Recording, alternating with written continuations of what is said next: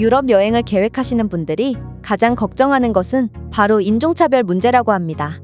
사실 유럽인들의 아시아인들에 대한 차별은 전부터 계속되어 왔는데 그들은 백인 우월주의를 기반으로 아시아 출신은 가난하고 눈이 작고 왜소하다는 잘못된 편견을 가지고 아시아인들의 말을 들어주려 하지 않았죠.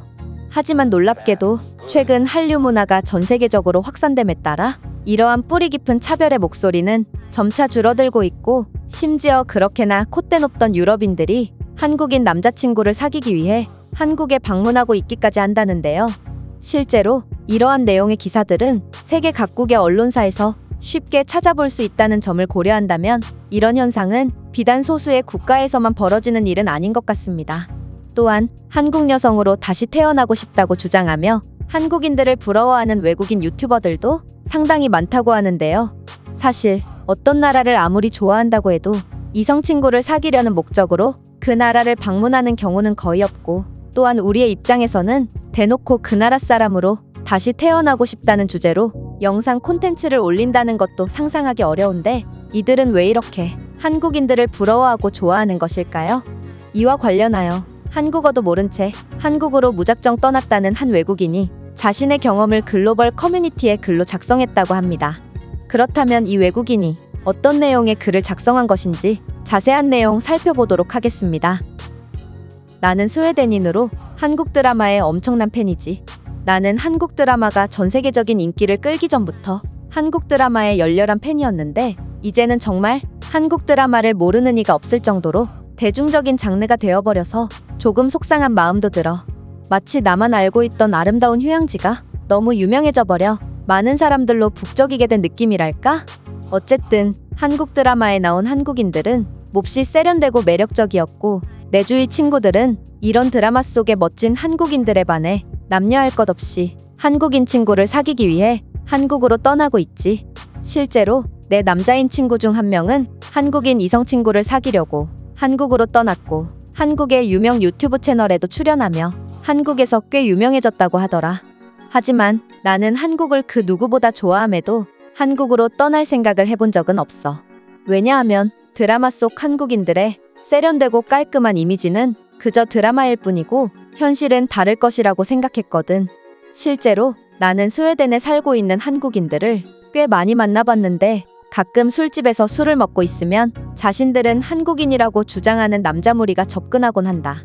드라마에서 본 것과는 달리 남루한 행색과 촌스러운 머리 스타일, 그리고 결정적으로 체구가 너무 왜소해서 나보다도 작은 키를 가진 그들은 나로 하여금 실망감을 주기에 충분했고 나는 한국인이라고 주장하는 그들의 합석 제안을 항상 거절했었다. 그러던 중 한 번은 거절의 의사를 표했음에도 강제로 자리에 앉은 한국인 남자 무리가 있었고 그들은 내 몸을 더듬으려고 하는 등 최악의 매너를 보였어. 따라서 나는 정말 한국인이라면 학을 떼게 됐고 그저 한국 드라마는 너무 과장됐으며 스토리로만 즐겨야겠다고 생각하게 되었지. 하지만 아무리 많은 한국 드라마를 봤어도 한국어를 거의 하지 못하는 나와는 달리 한국 드라마를 통해 한국어에 꽤나 능통해졌다는 내 친구는 그 사람들은 한국인이 아니고 중국인인 것 같다며 일단 그들이 사용하는 언어는 한국어가 아니었으며 한국인들은 처음 보는 사람들에게 인사를 먼저 건네지 거들먹거리며 국적부터 밝히지는 않는다고 말하더라. 그러고는 아마 그들은 한국의 긍정적인 국가 이미지를 이용해 이득을 취하려는 무리인 것 같다고 했어. 나는 그녀의 말을 듣고 굉장한 충격을 받았고 내가 그동안 겪었던 자칭 한국인들은 전부 중국인이라는 사실을 깨닫고 정말 치가 떨렸다.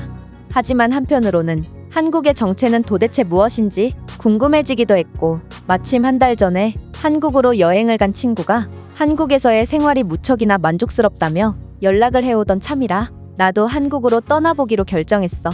하지만 부모님은 여자 혼자 무슨 여행이냐며 말리셨고 스웨덴과 한국은 엄청나게 멀리 떨어져 있어서 더욱 반대하셨다. 언어도 안 통하는데 몹쓸 일을 당하면 어쩌냐고 하시면서 말이야. 하지만 그럴수록 나의 한국에 대한 열망은 더욱 커져만 갔고 결국 부모님 몰래 훌쩍 떠나버렸어. 그리고 내가 겪은 한국은 굉장히 놀라웠다.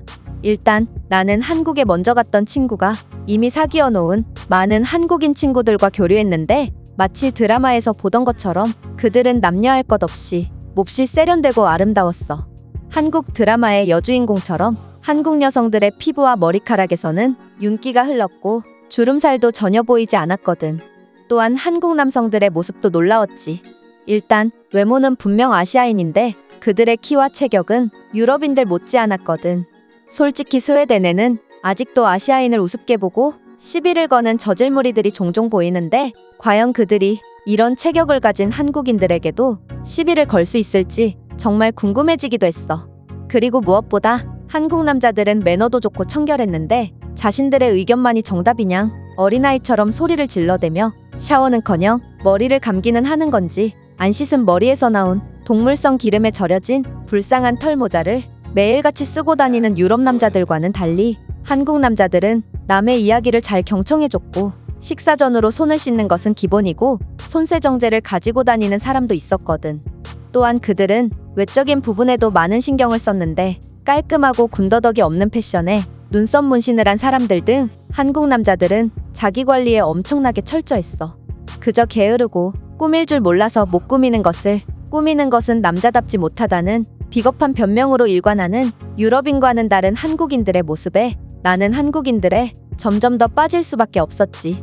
나는 2주만 있다가 다시 스웨덴으로 돌아가려고 했지만 한국인들의 매력에 반해서 굉장히 오래 머물게 되었고 고맙게도 한국인들은 내 서툰 한국어를 어떻게든 알아들어줬고 늘 칭찬만을 해줘서 내 한국어 실력도 빠르게 늘 수 있었어.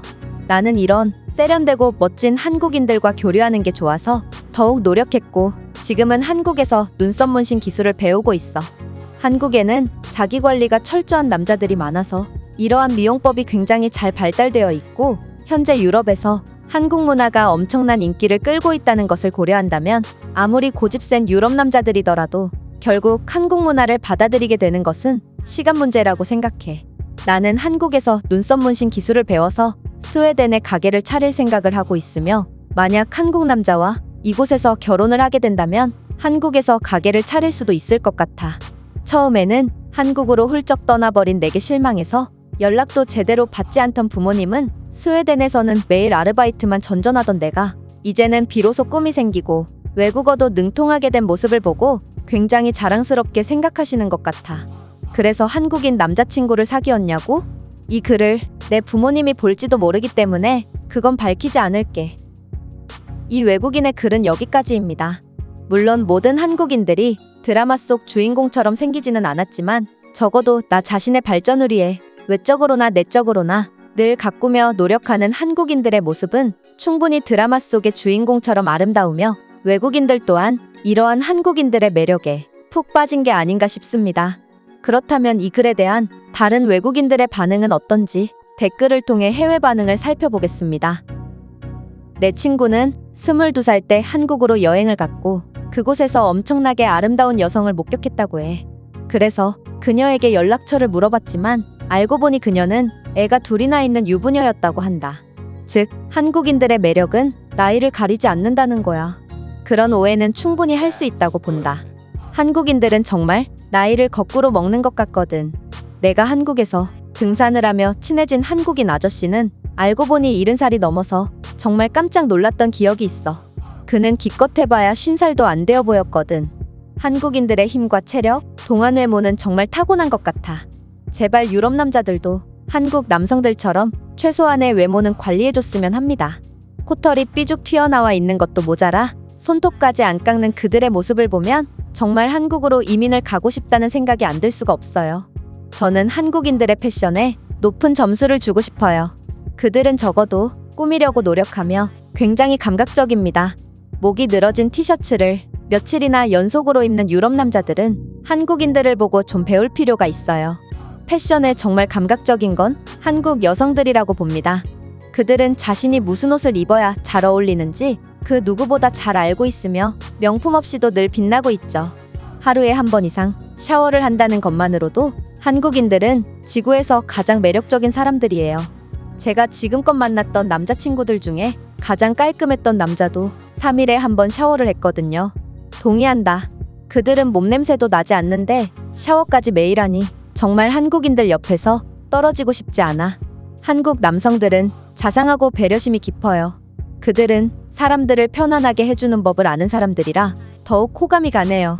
중국인들이 망쳐놓은 아시아의 이미지를 한국인들이 전부 복구시키고 있는 것 같다.